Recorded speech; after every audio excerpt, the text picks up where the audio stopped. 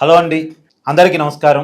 గతంలో ఎన్నడూ లేని విధంగా జనసేన అధినేత పవన్ కళ్యాణ్ గారు ఆ పార్టీ నిర్మాణం మీద, ఆ పార్టీ సభ్యత్వం మీద దృష్టి కేంద్రీకరించి పనిచేస్తున్నారు. ఆ పార్టీ 20 లక్షల సభ్యత్వాన్ని టార్గెట్గా పెట్టుకుని సభ్యత్వ సేకరణ ప్రస్తుతం జరుగుతూ ఉంది. ఆ పార్టీ 2014 ఎన్నికల కంటే ముందు ఆవిర్భవించింది. 150 మంది సభ్యులతో ఆవిర్భవించింది. చాలా కాలం పాటు పవన్ కళ్యాణ్ గారు పార్టీ నిర్మాణం మీద, పార్టీ సభ్యత్వం మీద దృష్టి పెట్టలేదు. ఆ పార్టీకి అది ఒక మైనస్.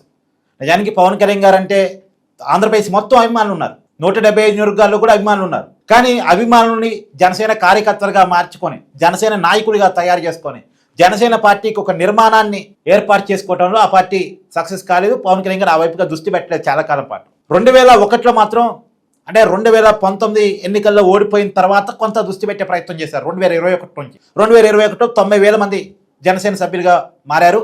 2023లో ఎన్నికల కంటే ముందు మాత్రం కొంత సీరియస్గా వర్కౌట్ చేశారు. 6.5 లక్షల మంది జనసేన సభ్యత్వం తీసుకున్నారు. ఇక్కడ 2001 అయినా 2023 అయినా పవన్ కళ్యాణ్ గారి మీద అభిమానంతో వాళ్ళందరూ వాళ్ళు జనసేన సభ్యత్వం తీసుకోవడం తప్ప పార్టీగా పెద్దగా ప్రయత్నం సభ్యత్వాల కోసం చేసింది అయితే, చాలా సీరియస్గా చేసింది అయితే ఏమీ లేదు. చేస్తుంటే పెద్ద విషయం కాదు. పవన్ కళ్యాణ్ గారికి 6.5 లక్షల మందేనా అంటే ఈజీగా 1 మిలియన్ దాటిద్ది వాళ్ళ సభ్యత్వం. కొద్దిగా దృష్టి పెట్టుంటే, కొద్దిగా ప్రయత్నం చేస్తుంటే. కానీ ఈసారి మాత్రం దృష్టి పెడుతున్నారు.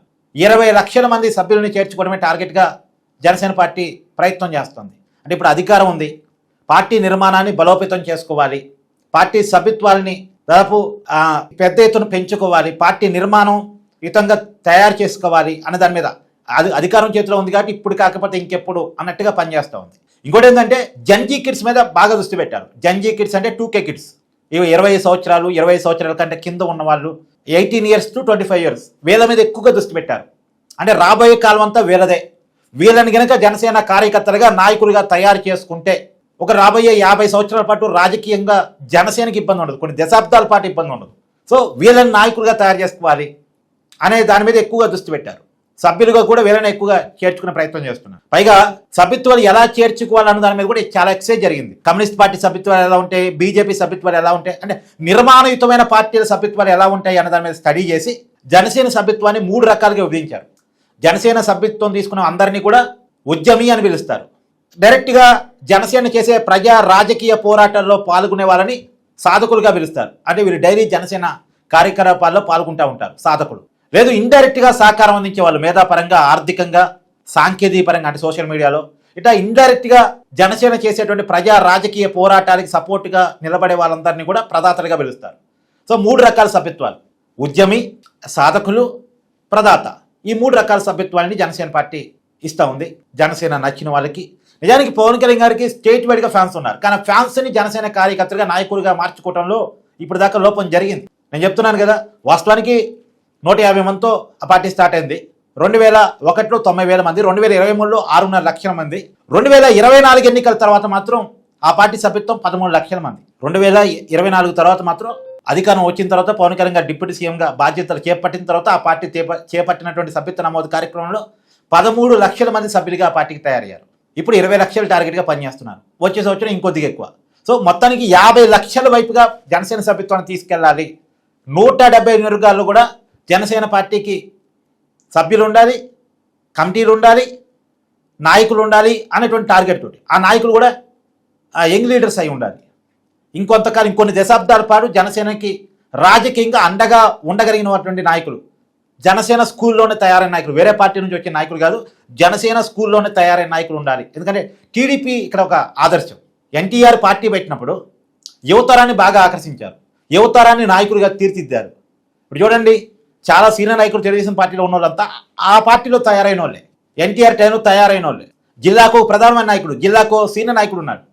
ఏ జిల్లాకి ఆ జిల్లా రాజకీయాన్ని ప్రభావితం చేసే సీనియర్ నాయకులు తెలుగుదేశం పార్టీకి ఉన్నారు. అందుకని తెలుగుదేశం పార్టీకి అదొక పెద్ద స్ట్రెంత్. ఆ పార్టీ నిర్మాణం, ఆ పార్టీ వ్యవస్థ ఆ పార్టీకి పెద్ద స్ట్రెంత్.